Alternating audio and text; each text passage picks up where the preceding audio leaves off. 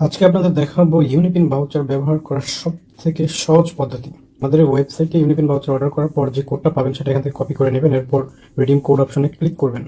আপনি চাইলে সরাসরি এভাবে ঢুকতে পারেন অথবা লিখতে পারেন shop.garena.me, এটা লিখে সার্চ করলে এরকম একটা ইন্টারফেস নিয়ে আসবে। এরপরে ফ্রি ফায়ার যে অপশনটা আছে সেখানে ক্লিক করে দিবেন, তারপর প্লেয়ার আইডির এখানে আপনার যে গেম আইডি কোড সেটা দিয়ে দিবেন, আমি দিয়ে দিচ্ছি। গেম আইডি কোড দেওয়ার পর লগ ইনে ক্লিক করে দিবেন। লগ ইনে ক্লিক করার পর প্রসিড টু পেমেন্ট, এরপর সিলেক্ট করবেন আপনারা কত ডায়মন্ডটা নেবেন।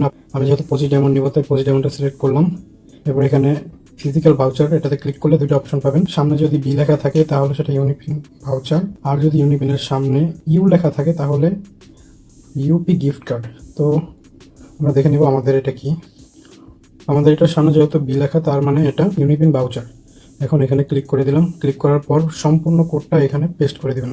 পেস্ট করার পর কনফার্ম, এই যে দেখুন ট্রানজ্যাকশন সাকসেসফুল, ডায়মন্ড কিন্তু চলে গেছে।